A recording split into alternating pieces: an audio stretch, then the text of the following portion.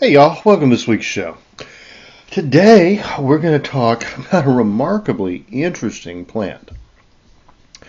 This one, it's called Vitex, and you've probably seen it before, but maybe you're not totally familiar with it. It's also called, especially in old herbal medicine, monk's pepper. Now this is interesting. Why would it be called monk's pepper? Latin name is agnus castus. Now this is a fairly popular plant. It's also called chaste tree. That may give you a little clue of why it's called monk's pepper. It's grows into a fairly large bush. I mean, it's a shrub. It'll get up to, 6 feet tall, maybe 8 feet. The leaves are slender and sharply pointed. They almost look a little bit like a marijuana leaf, but they're smooth, not jagged, and not as close together, but they could kind of resemble that. The flowers are a beautiful blue, like Russian sage. And it's a very popular ornamental plant. You'll see it in hedges, you'll see it in people's yards. It was once used very differently than it is today. Back when it was called monk's pepper or chaste tree, the seed was used by soldiers and monks to reduce sexual desire. Now the herb is more used by women for the effect on hormones. Far more often, though, it's simply just planted as an ornamental, and the value is absolutely unknown to the landowner.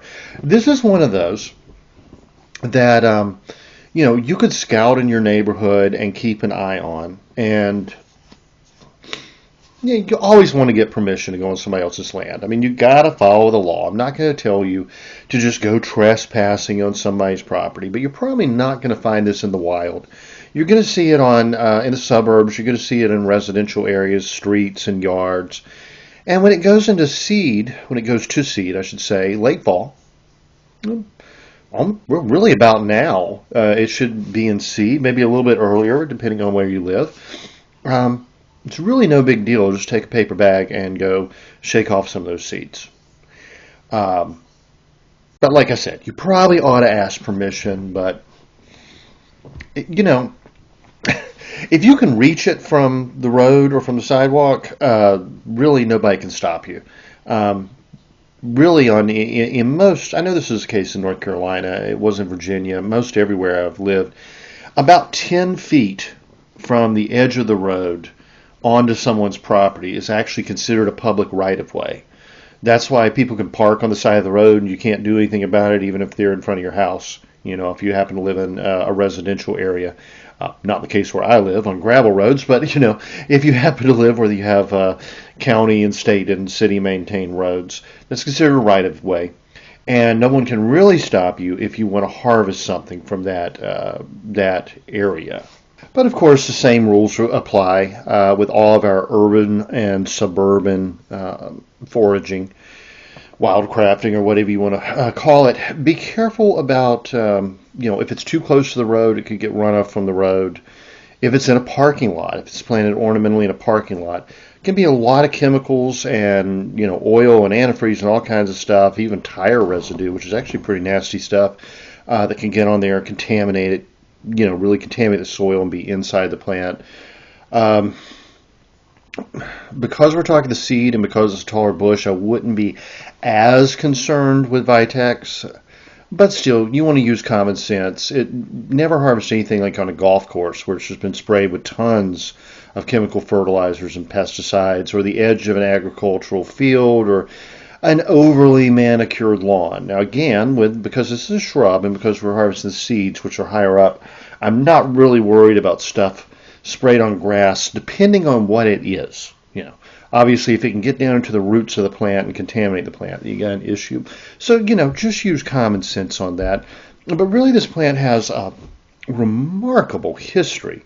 It was actually mentioned by Homer in the Iliad as a symbol for chastity.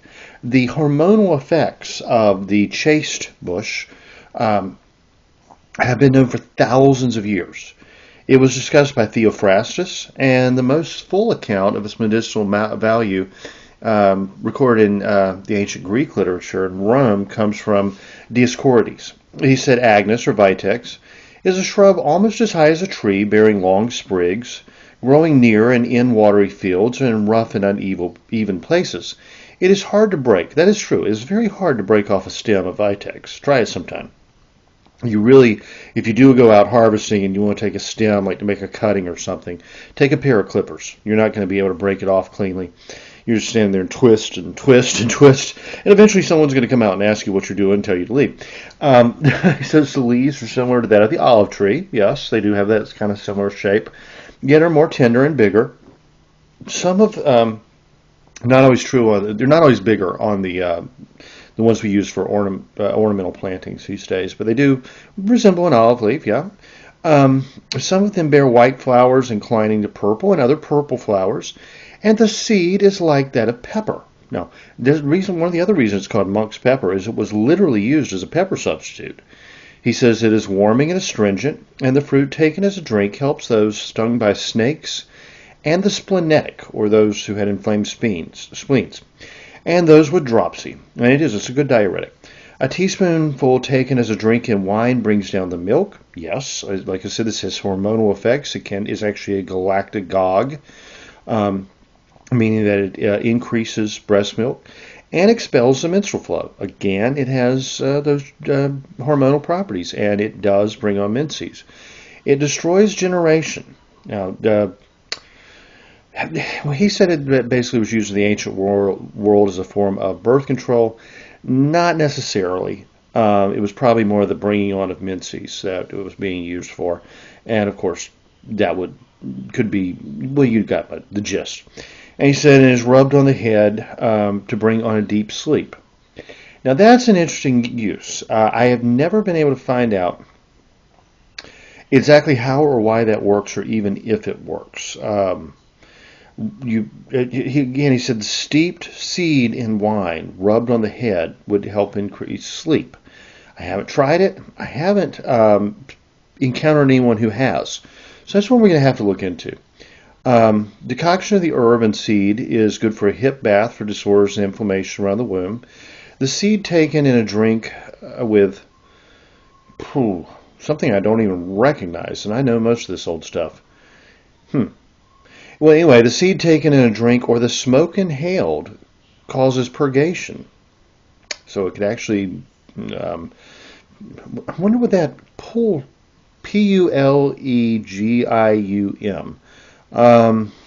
Maybe we can look that up real quick, because he said in wine it did one thing, but taken with this it causes diarrhea apparently. Pulegium.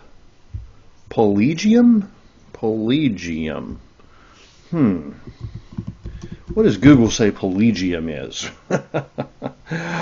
Oh, it's Menthopulegium, pennyroyal. There you go. Pulegium is an old term for pennyroyal. One of the stronger mints. It actually has some liver toxicity, can cause a miscarriage. I could probably give you the runs. let's try not to try that one. I don't think.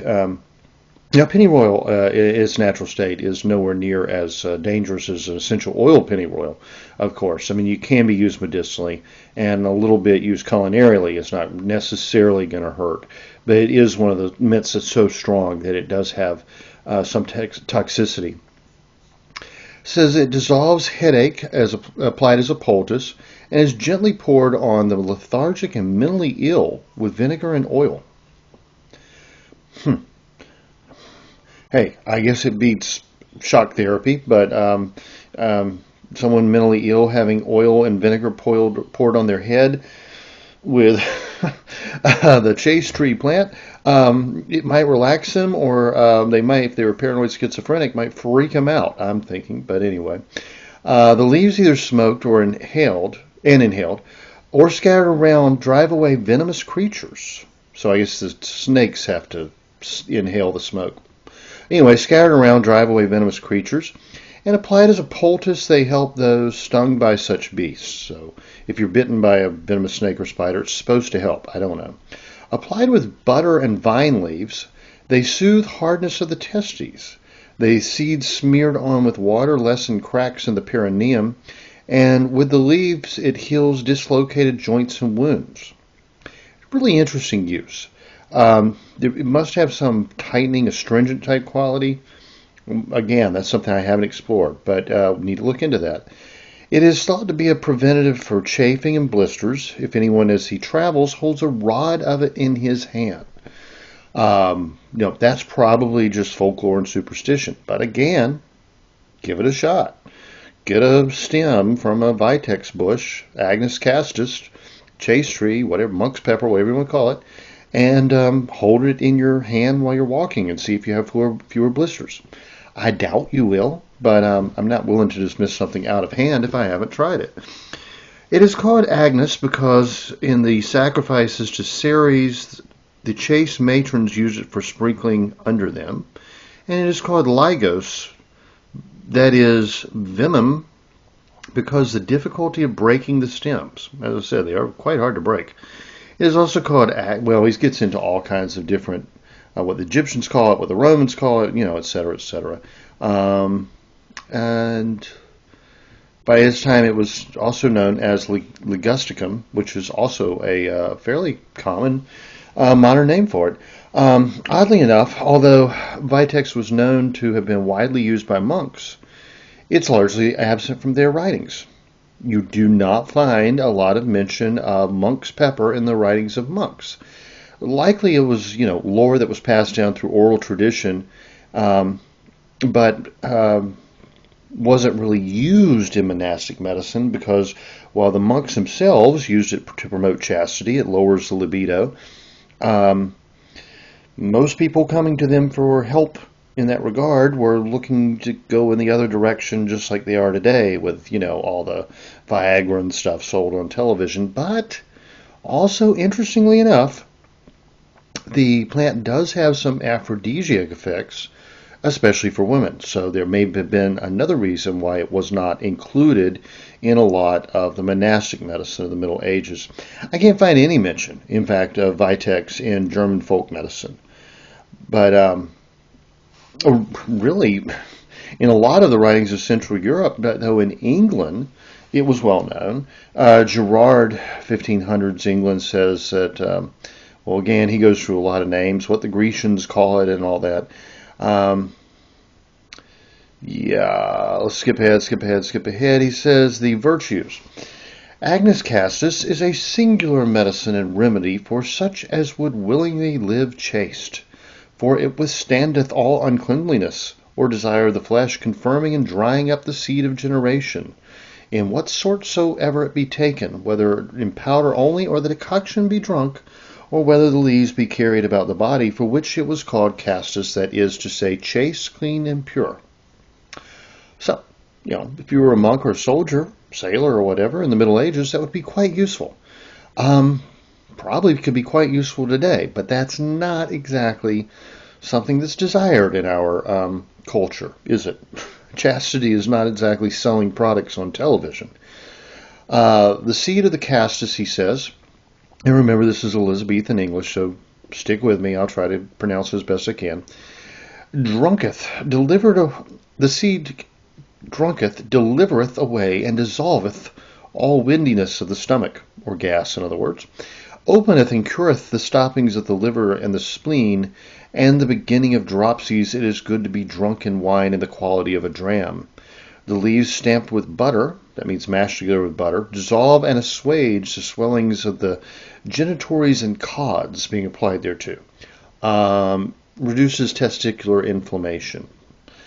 The decoction of the herb and seed is good against the pain and inflammations of the matrix. What is the matrix, you may ask? Has nothing to do with the movie. It's another word for the womb, essentially. If women be caused to sit and bathe their privy parts therein, the seed being drunk with pennyroyal bringeth down the menses. Again, we're seeing it combined with pennyroyal.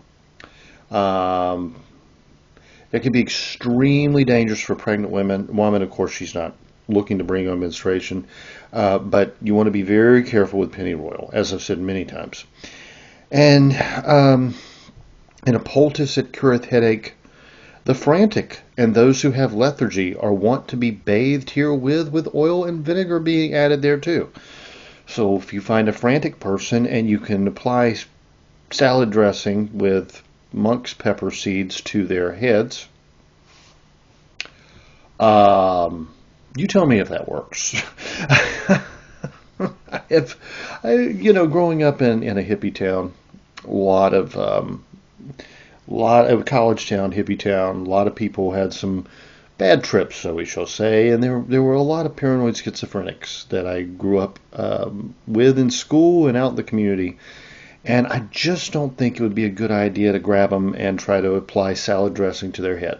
But, who knows?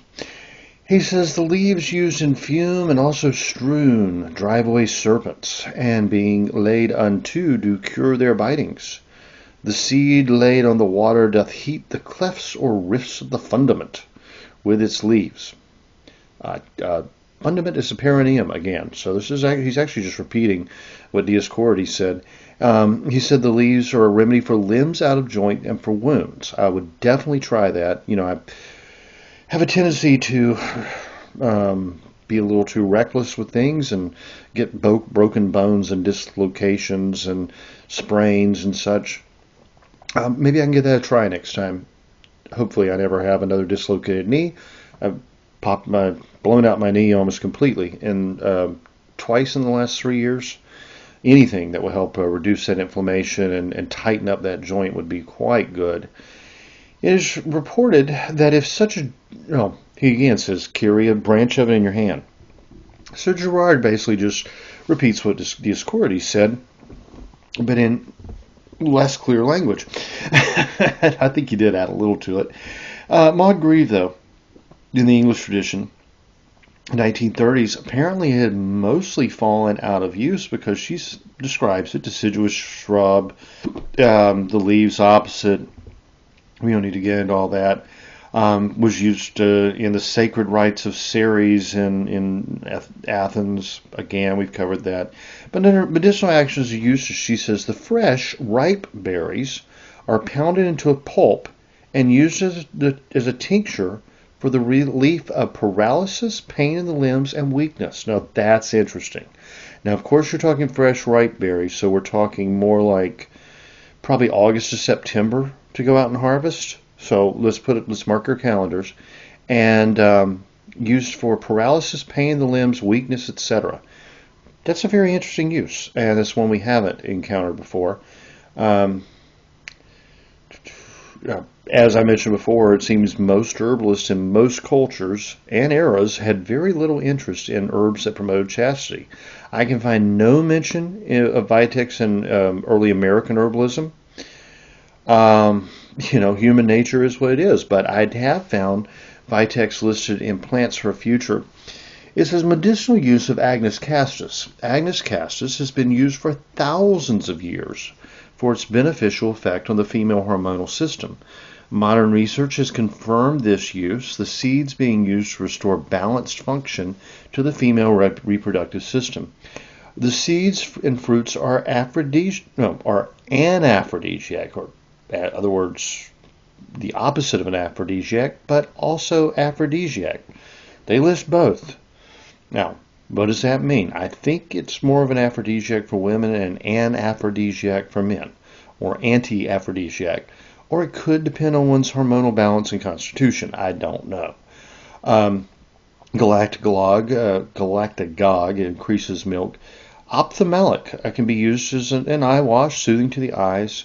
Sedative, symptomatic, and good for women's complaints. Prolonged usage restores corpus luteum function, so it actually really does have some good uses in menstrual issues. Unfortunately, the berries are unlikely to be produced in the British climate. That is true. That the plant is more of a hot weather, more of a Mediterranean plant. It does form berries here in the American South, and I guess, start collecting them because it is very useful. The berries of the plant have a range of medicinal actions, but possibly the most important is the ability to rectify hormonal imbalances caused by an excess of estrogen and an insufficiency of progesterone. It acts upon the pituitary gland, reducing the production of certain hormones and increasing the production of others, shifting the balance in favor of gestogens, I guess, Gestagens, as I often say. I am not an expert in women's herbalism. If you know that term, whatever, look it up. I don't know. Thus, it has a wide application of uses in malfunctions of the female reproductive system and has been used with great effect in restoring absent menstruation, regulating heavy periods, restoring fertility when this is caused by hormonal imbalance, relieving premenstrual tension, and easing the change of menopause. Some caution is advised since excessive doses can cause a nervous disorder known as formication. Boy, I read that word wrong the first time. Formication,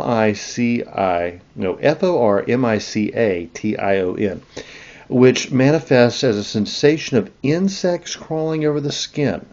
Never a good thing. So don't use this in large doses. You do not want to have that feeling. A lot of those people I mentioned that had paranoid schizophrenia and various things would experience that and freak out. And I don't think bathing their head in salad oil at that time would be a good idea. So don't use this one in large amounts. You don't want the feeling of insects crawling over your skin, which is called formication, interestingly. Odd. The berries are considered to be an aphrodisiac, though other reports say they are an aphrodisiac. The reason for this apparent disagreement is that the berries have a regulating effect on the body and so are likely to increase sexual activity in those who are not very active in this area, whilst reducing it in those who are very active. Now that's interesting. So it's essentially an adaptogenic type property, but more in the opposite way, actually. That's very interesting. The fresh berries are pounded to a pulp and used in the form of tincture for the relief of paralysis, pains in the limbs, weakness, etc.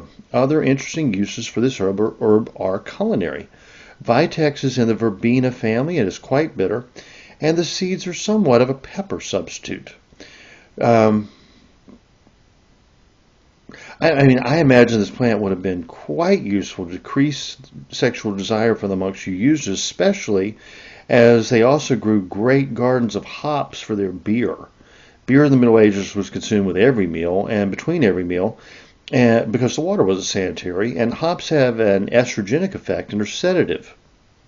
Additionally, they grew lavender for the officina and used the culinary herb both as a sedative and it's mildly estrogenic.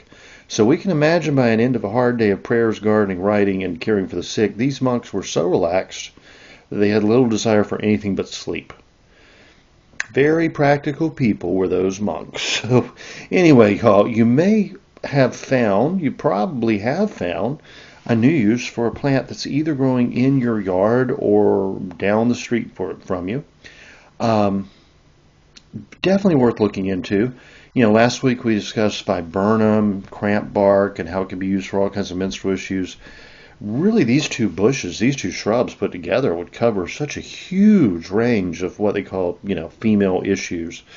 But you could also have, this for swellings and dislocations and all. This seems like a good one.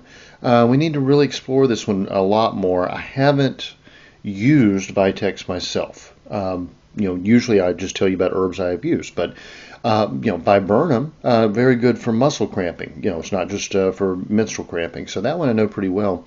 Vitex I always looked at as, I'm a single guy. I'm not a monk. I probably don't need monk's pepper, but I hadn't really thought about its uses for dislocated joints. And that's something I really have needed. So God willing, this knee of mine will stay in place. I've been doing some slow rehab on it again since I fell off a ladder about a year ago and popped it out the second time. I've dislocated both shoulders, maybe twice on the left and 3 times on the right. You may say, what's wrong with you? Why do you keep getting your shoulders dislocated? I'm a very tall guy with long arms. And when I was a kid playing football and rugby or even basketball, my arms tend to get tangled up in somebody tackling or somebody, whatever, rushing past. And, that shoulder get just ripped out of joint. After that, later when I started weightlifting, I'd be bench pressing. And my joints and bones are such that I tend to be much stronger than most people. It's not that so much a matter of muscle mass. I'm a fairly solid guy, but I have these like really long bones, right? So I'd be bench pressing 350, 400, 450 pounds, and even with a spotter, they wouldn't know. Neither one of us would expect it. I'd be going along, get up there, and suddenly a shoulder pop out of joint. Boom, bar fall on my chest, break a couple ribs. Again, playing sports and different things on the farm, I've dislocated several fingers and toes. I could probably list more bones I've broken and joints I've dislocated than those I haven't. That's just life in the countryside if you're a, tall, slender guy. I am definitely going to look into Vitex, agnus, castus, monk's pepper, or whatever you want to call it, for that purpose especially. And I'm thinking about maybe combining it with arnica and maybe a few other herbs specifically to use in that situation to bring down inflammation. It says it actually tightens a dislocated joint, a loose joint. That's one of the biggest problems when you do dislocate a joint. There's for the first few days, there's a lot of swelling, and that's it's actually a protective thing your body does. It actually helps keep it from slipping out again. But after the swelling goes down and the bruising starts to subside, that joint can pop back out very easily before you can strengthen the muscles and tighten the tendons around it to hold it back into place. That's really the biggest issue. It hurts like crazy when it first happens, but after that, you just for weeks, even months. Like with my knee, I was walking with a cane, having to be so careful because that knee would just slip right back out again and do all that tissue damage again.